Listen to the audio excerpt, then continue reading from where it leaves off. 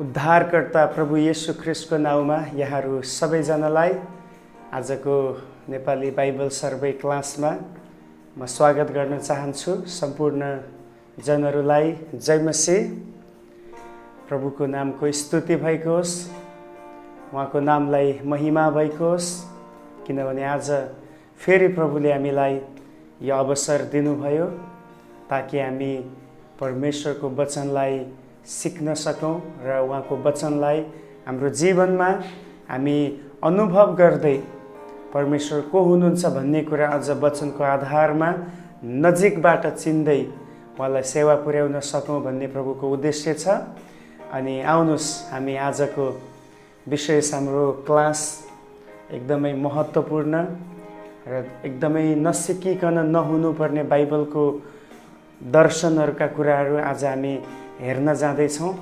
हामी प्रार्थना सहित प्रभुको विशेष आत्माको ज्ञान र आत्माको प्रकाशनमा रहेको होस् भनिकन प्रार्थना गरौँ।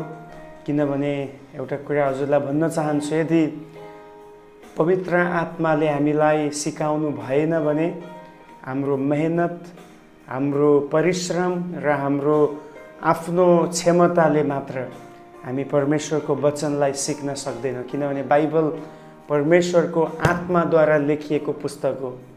The whole Bible is written by the inspiration of the Holy Spirit. So only the Holy Spirit can reveal the mystery. यो भित्र भएको रहस्य केवल पवित्र आत्माले मात्रै खोल्न सक्नुहुन्छ। Why? Because he himself inspired people to write the Bible. Hallelujah. So let us pray. Let us call the Holy Spirit to help us. प्रभु, हामी तपाईको चरणमा आउँदछौँ र तपाईँ ख्रिस्टलाई हामी धन्यवाद दिन्छौँ। आज फेरि हामी प्रभु तपाईको पवित्र आत्माको सहायता र तपाईको अगुवाईको निम्ति हामी प्रार्थना गर्दछौँ। प्रभु, हामीसँग तपाईँ बोल्नुहोस्। जसै आज हामी दानिएलको पुस्तकमा भएको यो दर्शनहरूको बारेमा आज विचार गर्न जाँदैछौँ, सिक्न जाँदैछौँ। हामीलाई विशेष प्रकारको तपाईको अगुवाई र तपाईको निर्देशनको खाँचो छ। प्रभु, यो क्लासको अवधिभरि पवित्र आत्मा तपाईँले हामीलाई सिकाउनुहोस्। जतिजनाले प्रभु युट्युबमा आएर आफ्नो समय यसमा दिएर सिक्नुहुन्छ, मेहनत गर्नुहुन्छ, you bless it's every one lord. You reveal their understanding power that they may understand the mystery and your word. Thank you, Lord. धन्यवाद प्रभु। अगाडिको सबै समयलाई तपाईको हातमा राख्दै माग्दछौँ ख्रिस्ट येशू प्रभुको नाउँमा, आमेन। सो हामी दानिएलको पुस्तकलाई हेर्दैछौँ अनि म आशा गर्छु यो अत्यन्तै हाम्रो लागि र तपाईको लागि यो फाइदाजनक र नयाँ कुराहरू सिक्ने एउटा माध्यम बनेको छ। किनभने सरसर्ती हामी बाइबल कतिपटक यो पुस्तकहरू पढ्दा सबै कुरा बुझ्दैनौँ। पढ्न त तपाईँले धेरैचोटि पढ्नुभयो होला दानिएलको पुस्तक, तर मेरो आशा छ जब हामीले हिजो र अस्ति 3वटा इतिहास हेरिसक्यौँ र आज 4थो हामी हेर्दैछौँ, यो कुराहरूले तपाईँलाई थप मद्दत हुँदैछ। तपाईँले नबुझेका कुरा, अस्पष्ट भएका कुराहरू बुझ्नलाई, स्पष्ट हुनलाई। सो स्टार्ट गरौँ। अब हामी निर्वासका घटनाहरूमै छौँ। मेन हाम्रो टपिक यही हो, थिम दानिएलको पुस्तक। समयकाल तपाईँलाई याद छ, 605 देखि 536। यसलाई कण्ठ नै गर्नुहोस् यो मितिलाई है, किनभने यो मैले यसकारण बारम्बार हरेक क्लासमा यो यसकारण लेख्दैछु ताकि तपाईँहरूको माइन्डमा यो सेट होस्, बाई हार्ट होस् भन्ने मेरो उद्देश्य हो। अनि आज हामीले हेर्ने कुरा चाहिँ भनेको दानिएलको पुस्तकभित्र भएको 2 अध्याय, 7 अध्याय र 8 अध्यायमा भएको दर्शनहरू। ओके, 2 अध्यायमा राजा नबुकदनेस्सरले एउटा सपना देख्छ अनि 7 अध्यायमा दानिएल आफैले एउटा दर्शन देख्नुहुन्छ र 8 अध्यायमा पनि स्वयं दानिएल आफैले दर्शन देख्नुभएको छ। अब यो दर्शन त अरू पनि छ, अब 10 अध्यायमा पनि छ, 11 अध्यायमा पनि छ दानिएलको। तर यो 3वटा दर्शनलाई किन आज मैले यहाँ ल्याउँदैछु भन्दाखेरि यो 3वटा चाहिँ प्यारलाल भन्छ, मतलब एकअर्कासँग मिलेको, एकअर्कालाई सपोर्ट गर्ने, एकअर्काको व्याख्या गर्ने कुराहरू चाहिँ हामी यो दर्शनमा हामी पाउँदछौँ। ओके, अब 2 अध्यायमा के छ भन्दाखेरि नबुकदनेस्सरले एउटा ठुलो शालिग देख्छ, ठुलो शालिग छ। अनि तपाईँले 2 अध्याय पछि पढ्नु होला, अहिले पुरा बाइबल पल्टाइकन पढ्नलाई समयको निकै अभाव हुन्छ हामीलाई। त्यो दर्शनमा चाहिँ त्यो जुन शालिगको उनले दर्शन देख्छन्, त्यो शालिगको आकार एकदमै ठुलो छ, भयङ्कर छ र त्यसको बनावट एकदमै फरक किसिमको छ। ओके, अब त्यहाँ हामी त्यसको बारेमा हेर्छौँ नै, अनि त्यसको बारेमा यहाँ अहिले हामी हेर्छौँ नि। त्यसपछि 7 अध्यायमा दानिएलले केही जनावरहरूको बारेमा, वाइल्ड एनिमल्स, एकदमै हिंसक पशुहरूको बारेमा उनले 7 अध्यायमा देखेको छ र 8 अध्यायमा चाहिँ अब त्यस्तो हिंसक भन्दा पनि अब डोमेस्टिक हैन, आफ्नो घरमा नै पालिने एउटा पंक्षी पशुहरूको बारेमा हामी पाउँदछौँ। सो यो 2 अध्याय, 7 अध्याय र 8 अध्यायमा परमेश्वरले किन उनीहरूलाई दर्शन दिँदै हुनुहुन्छ? याद छ तपाईँलाई 2:22 हामीले की वर्षमा के पढेका थियौँ? परमेश्वरले गुप्तमा रहेका रहस्यमय कुराहरूलाई के गर्नुहुन्छ? He reveals the mystery and hidden things. लुकिएका र गुप्तमा भएका कुराहरूलाई उहाँले प्रकट गर्नुहुन्छ, प्रकाशमा ल्याउनुहुन्छ। अनि यहाँ त्यही देख्छौँ। अब यहाँ सपना, दर्शन त देखियो, एज अ ड्रिमको रूपमा देखियो, सपनाको रूपमा देखियो, तर त्यो भित्र गहिरो सन्देश, त्यो भित्र एकदमै लुकेको मेसेज हामी देख्दछौँ।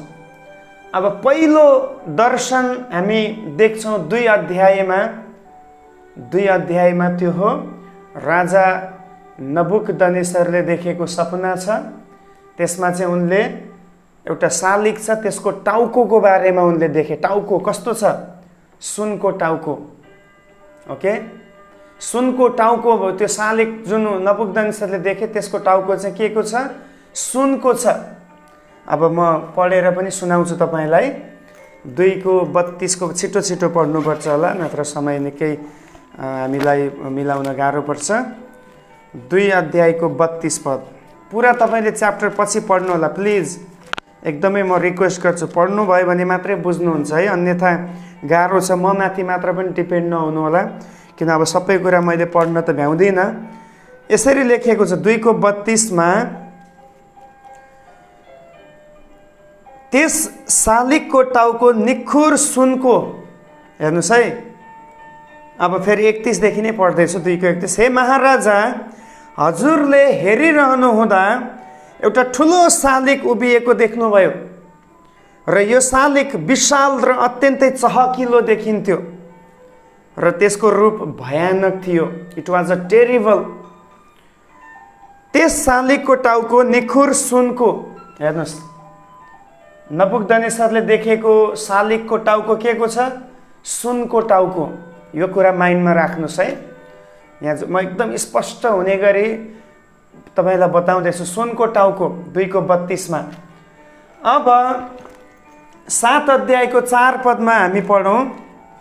7 अध्यायको 4 पदमा त्यहाँ चाहिँ स्वयं दानिएलले दर्शन देखेको छ। के को बारेमा? हेर्नुहोस् है त, सिंहको बारेमा।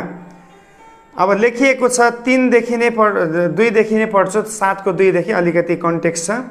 दानिएलले भने, मेरो दर्शनमा राति मैले हेरिरहँदा मेरो अघि आकाशका 4 बतासहरूले ठुलो समुद्रलाई मन्थन गरिएका थिए।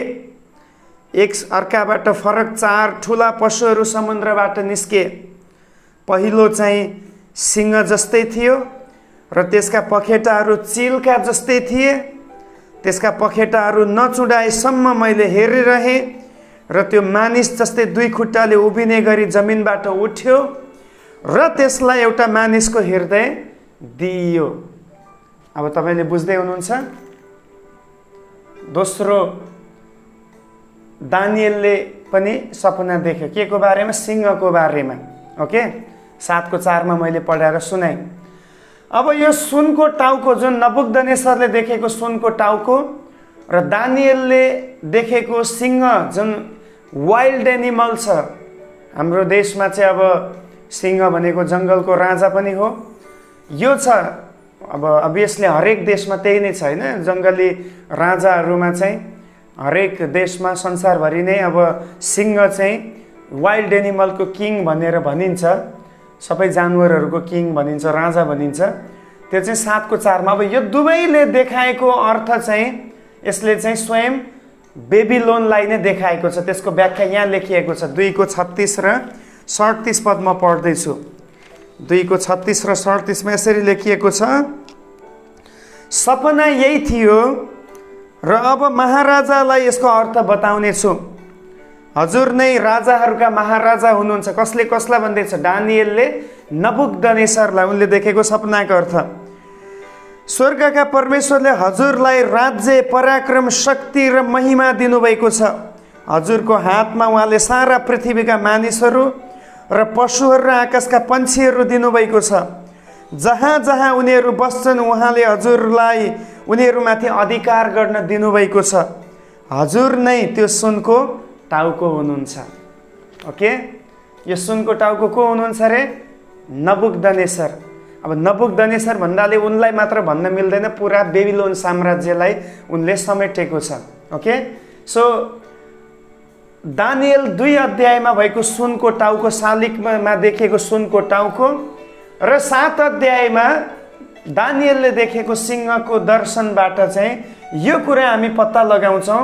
बाइबलकै आधारमा हेर्नुहोस् है, 36 र 38 पदमा भनेअनुसार हामी यो कुरा पत्ता लगाउँदैछौँ कि यो चाहिँ कसलाई देखाउँदैछ? साम्राज्य बेबिलोन। ओके, बेबिलोन। अब बेबिलोनको समयकाल अलरेडी मैले बताइसकेँ, 627 देखि 539 BC-सम्म यहाँ छ। 627 मा नेबुकदनेस्सर भन्ने व्यक्तिले सुरु गर्यो, हिजोको क्लासमा तपाईँले हेर्नुभयो। 539 मा आउँदा बेलशजरको समयमा उनको राज्य कोल्याप्स भयो। सो नबुकदनेस्सरले देखेको सुनको टाउको र दानिएलले देखेको 7 अध्यायमा सिंहले देखाउने व्यक्ति या साम्राज्य भनेको बेबिलोन साम्राज्य। हरेक दर्शनमा कुनै न कुनै साम्राज्यलाई नै त्यहाँ प्रतिनिधित्व गरेको छ, देखाएको छ।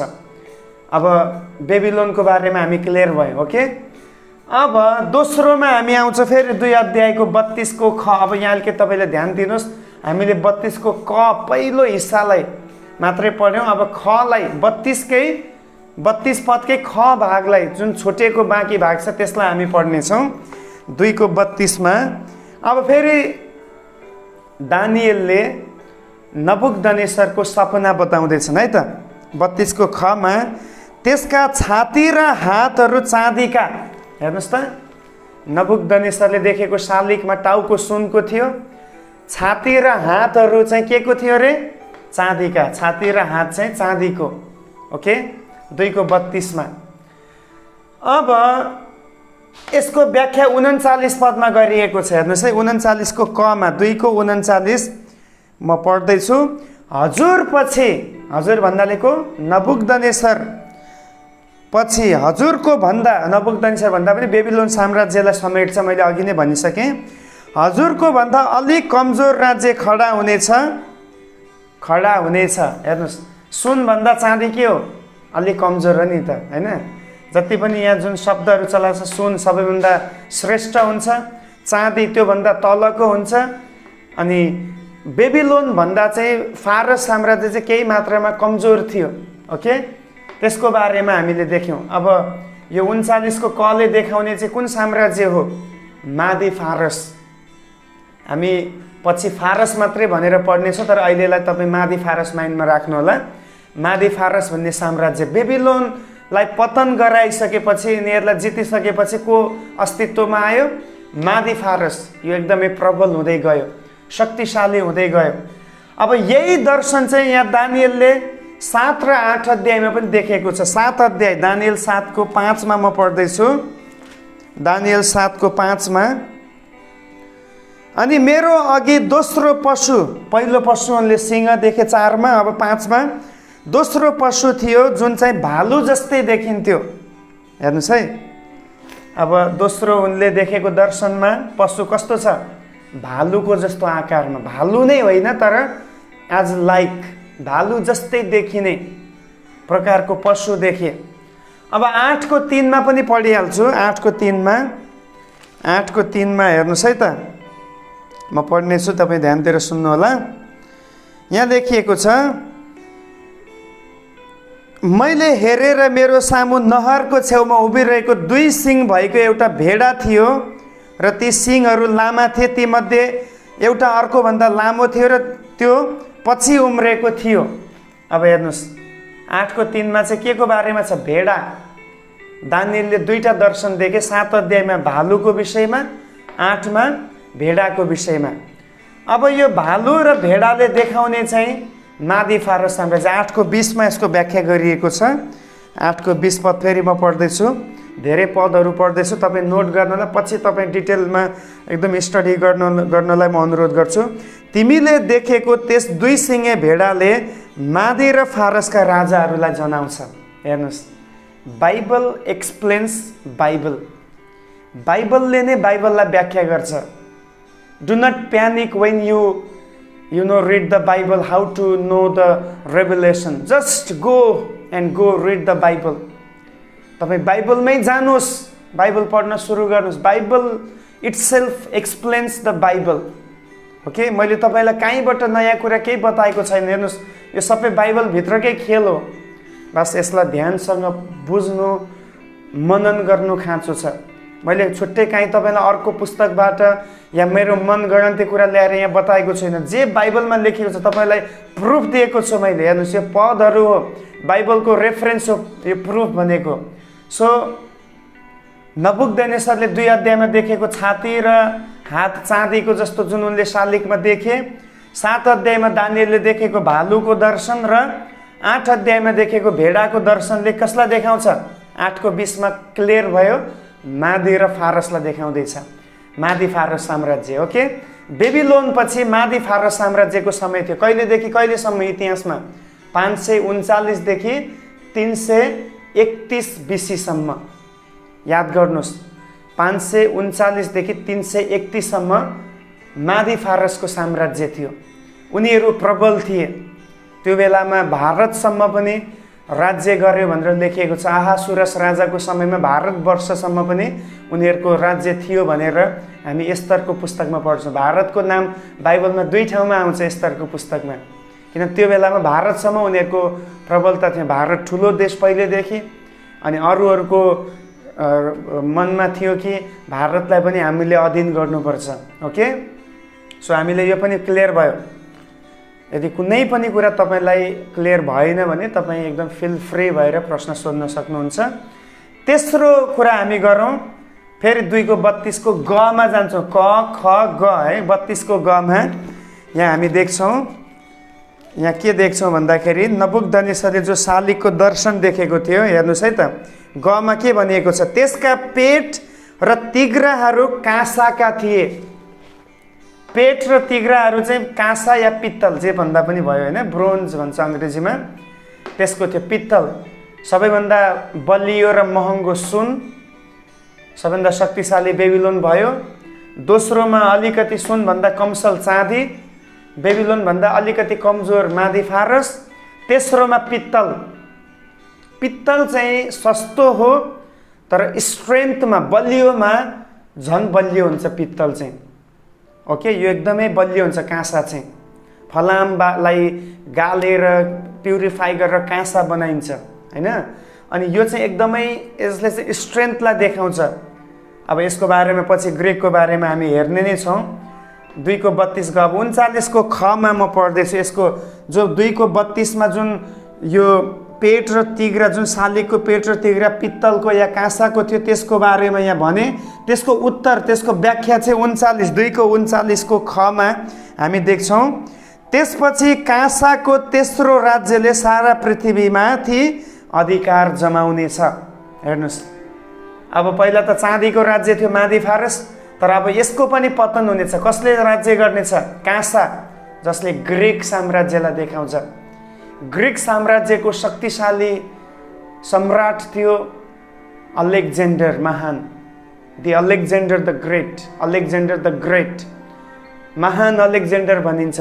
एकदमै पावरफुल, भारतसम्म युद्ध गर्दै आएको उनको इतिहास हामी पाउँछौँ।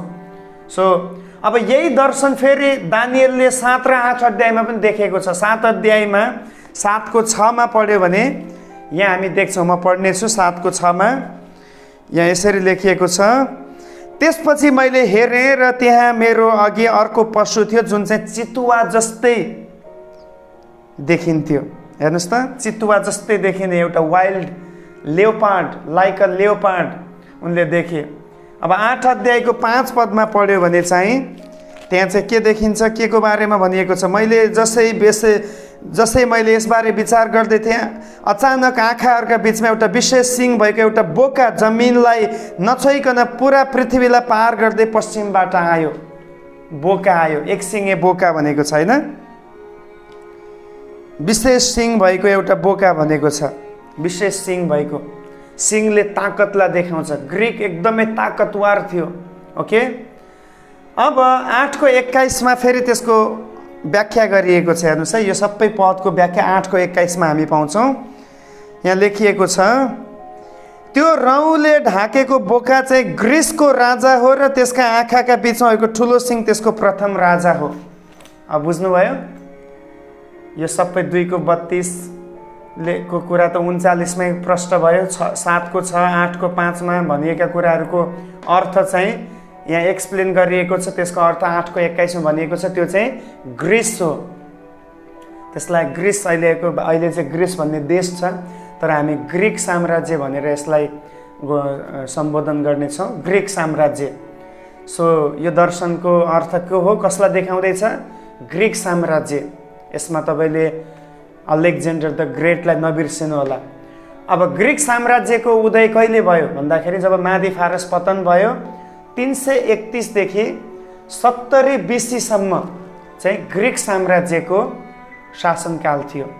ग्रीक साम्राज्य एकदम प्रबल भयो चारैतिर। हेर्नुहोस्, अहिले पनि ग्रीक साम्राज्यको चाहिँ 2टा कुरा एकदमै स्प्रेड भयो। त्योमा चाहिँ पहिलो चाहिँ ल्याङ्ग्वेज, भाषा, दोस्रो चाहिँ कल्चर, भाषा र संस्कृति पुरा वर्ल्ड वाइड भयो। अहिले जसरी English language world wide universal language मानिन्छ, त्यस्तै त्यो समयमा ग्रीक ल्याङ्ग्वेज चाहिँ युनिभर्सल थियो।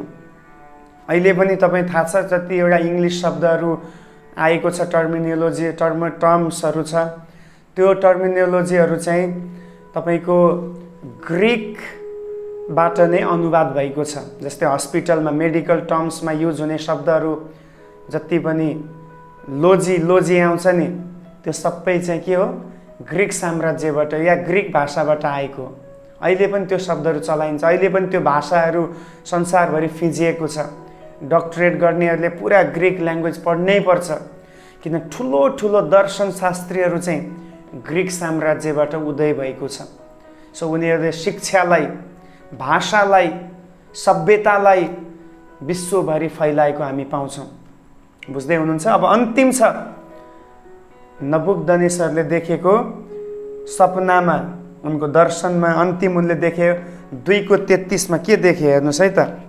म जे पनि भन्दैछु तपाईँलाई बाइबलबाटै भन्दैछु। 33मा त्यसका गोडाहरू फलामका र त्यसका खुट्टाहरू केही फलाम र केही माटोका थिए। फलाम र माटोका खुट्टाहरू, हेर्नुहोस् है 33। अब 40 देखि 43 पदमा यसको बारेमा हामी देख्छौँ। 40 देखि 43 पदमा हेर्नुहोस् है त, म यसलाई पढेर तपाईँलाई सुनाउने छु। यहाँ यसरी लेखिएको छ, अन्त्यमा फलाम जस्तै बलियो चौथो राज्य आउनेछ। त्यो चाहिँ कुन हो? रोम। ओके, रोमको बारेमा यसले बताउँदैछ। किनभने फलामले सबै थोक चकनाचुर पारिदिए झैँ त्यसले अरू सबैलाई तोडफोड गरी तितर बितर पार्नेछ। हजुरले यसका खुट्टा र औँलाहरू केही माटोले र केही फलामले बनेको देख्नुभए चाहिँ यो विभाजित राज्य हुनेछ, तैपनि यसमा केही मात्रामा फलामको बल हुनेछ। ओके, अब यहाँ यसमा बुझ्नुपर्ने कुरा, फलाम त बलियो छ तर त्यसमा कमजोरी हिस्सा पनि छ। त्यो के हो? माटो। फलाम त बलियो पाटो, रोम साम्राज्य बलियो थियो, तर त्यहाँ चाहिँ केही विभाजित कुराहरू पनि आउनेछ, त्यो चाहिँ माटोलाई देखाउँछ। अनि पछि हामी यहाँ पढ्दै जाँदाखेरि चाहिँ लेखिएको छ, एउटा चट्टानबाट एउटा पत्थर आयो अनि त्यो पत्थर चाहिँ त्यही माटो र फलाम मिसिएको खुट्टामा लाग्यो। अब टाउको त सुनको छ, अनि छाती र हात चाहिँ चाँदीको छ, पेट र तिघ्रा पित्तलको छ, खुट्टा चाहिँ फलाम र माटोको छ। अब यो जुनसुकै कुरा बलियो भए पनि खुट्टा बलियो छैन भने टेक्न सक्दैन। राइट? तपाईँ बुझ्दै हुनुहुन्छ? हामी जतिसुकै बाहिर इन्टलेक्चुअल हौँ, जतिसुकै हौँ, तर यदि हाम्रो फाउन्डेसन राम्रो छैन भने हामी स्थिर हुन सक्दैनौँ। सो यो सबै कुराको कमजोर हिस्सा चाहिँ अन्तिममा खुट्टामै छ। Foundation is not strong. त्यस कारण एउटा चट्टानबाट एउटा पत्थर आयो अनि त्यसले त्यहाँ बजारियो, पुरा शालिग टुक्रा टुक्रा भयो। अब तपाईँलाई म भनौँ, यो चट्टान को हुनुहुन्छ? यो चट्टान हाम्रो प्रभु येशू ख्रिस्ट हुनुहुन्छ। हालेलुया। जब येशू ख्रिस्ट आउनुभयो, उहाँ बेबिलोनको समयमा आउनु भएन, मादी फारसको समयमा आउनु भएन, ग्रिकको समय आउनु, तर उहाँ रोमी साम्राज्यको समयमा आउनुभयो। याद छ तपाईँलाई? रोमी सरकारले उहाँलाई क्रुसमा टाँगेको छ, सोल्जरहरूले। अनि त्यसपछि येशूको राज्यलाई रोक्न त खोजे, तर कसैले पनि रोक्न सकेन। हालेलुया। वाओ। अब त्यसपछि यो जुन डरलाग्दो पशुको बारेमा छ त्यो हामी हेर्नेछौँ यहाँनिर दानिएलकै पुस्तकमा, यहाँनिर 7 अध्यायमा, होइन? अघि हामीले हेऱ्यौँ, पहिलो चाहिँ उनले सिंह जस्तै देखे, दोस्रो उनले भालु जस्तै देखे, तेस्रो उनले को जस्तै देखे? चितुवा जस्तै देखे। अब चौथोमा उनले देखेको त्यो पशु कस्तो छ हेर्नुहोस् है त। म तपाईँलाई यो पढेर सुनाउँदैछु। 7 अध्यायको यो चाहिँ आउँछ 7 पदमा नै, है त। त्यसपछि राति दर्शनमा मैले देखेँ र मेरो अघि भयङ्कर र डरलाग्दो र अत्यन्तै शक्तिशाली चौथो पशु थियो। हेर्नुहोस्, उनले देखेको, दानिएलले देखेको 7 अध्यायमा चाहिँ चौथो पशुको बारेमा बताइएको छैन। अरू चाहिँ सिंह जस्तै, भालु जस्तै, चितुवा जस्तै, र यो चाहिँ भयङ्कर र डरलाग्दो, एकदमै भयङ्कर थियो। ओके। अब यो दुवैले देखाउने साम्राज्य भनेको चाहिँ रोमी साम्राज्य भयङ्कर थियो, डरलाग्दो थियो। कारण हेर्नुहोस्, मसीहलाई क्रुसमा टाँगे, चेलाहरूलाई उनीहरूले सताए। क्रिस्चियन इतिहासमा सबैभन्दा बढी सताउने साम्राज्य भनेको रोमी साम्राज्य हो। क्रिस्चियनहरूलाई धेरै यातना दिएको छ। अनि यसको समयकाल चाहिँ हामी देख्छौँ 70 BC ग्रिक साम्राज्यको पतन भयो। रोमी साम्राज्यको पम्पे भन्ने व्यक्ति हुनुहुन्थ्यो, पहिलो फाउन्डर, संस्थापक। पम्पेले चाहिँ 70 BC तिर चाहिँ रोमी साम्राज्यको उदय गरे र यो चाहिँ कहिलेसम्म अस्तित्वमा रह्यो? 475 AD सम्म। अब हामी AD मा आयौँ है। योभन्दा पहिला चाहिँ BC को कुरा भयो। AD भन्नाले चाहिँ येशू ख्रिस्ट आइसक्नु भएपछि 70 BC, येशू आउनुभन्दा 70 वर्ष अगाडि रोमी साम्राज्यको उदय भयो। येशू आइसक्नु भएको 475 AD सम्म चाहिँ रोमी साम्राज्यको अस्तित्व पृथ्वीमा थियो। अहिले पनि रोमी देश त, रोम साम्राज्य, रोमी प्रान्त छ। इटालीको राजधानी चाहिँ रोम भनिन्छ, रोम हो, अहिले पनि छ, तर अहिले चाहिँ एउटा सानो कमजोर छ। त्यो बेलामा चाहिँ शक्तिशाली थियो, धेरै देशहरूलाई कब्जा गरेको थियो, विकासको काम पनि धेरै गरेको छ। भनिन्छ all roads lead into the Rome भनिन्छ। हरेक बाटोहरूबाट रोम नै पुगिन्छ। यानि कि रोमीहरूले चाहिँ, रोमन एम्पायरले चाहिँ, साम्राज्यले चाहिँ संसारलाई जोड्नको निम्ति बाटोहरू उनीहरूले त्यहाँनिर बनाएको हामी पाउँदछौँ। ओके। सो धेरै गहिरो कुरा छ। सायद यो क्लासले मात्र तपाईँहरूलाई अलिकति हेल्प त भयो होला, तर अझै बुझ्न गाह्रो छ। तपाईँहरूले पढ्नुहोस्, सिक्नुहोस्, नबुझेको कुरा तपाईँ सोध्न सक्नुहुन्छ। अनि मोटामोटी कुरा यही हो। अब फेरि म एकचोटि रिभाइज गर्दैछु, ध्यान दिनु होला। म एकचोटि समराइज गर्दैछु।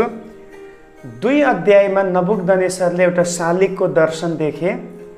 त्यो दर्शनमा चाहिँ उनले टाउको चाहिँ सुनको टाउको देखे त्यो शालिगको, अनि छाती र हातहरू चाहिँ चाँदीको देखे त्यो शालिगको, पेट र तिघ्राहरू चाहिँ पित्तलको या काँसाको देखे, अनि त्यसपछि खुट्टा र औँलाहरू चाहिँ फलाम र केही माटोले बनेको देखे।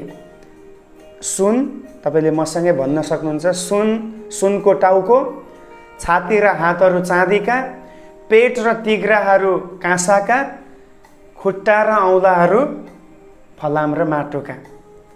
अब सुनको टाउकोले बेबिलोनलाई देखायो, छाती र हातको चाँदीले चाहिँ मादी फारसलाई देखायो, पेट र तिघ्रा जुन पित्तलको थियो ग्रिकलाई देखायो, फलाम र माटोका खुट्टा र औँलाहरूले रोमलाई देखायो।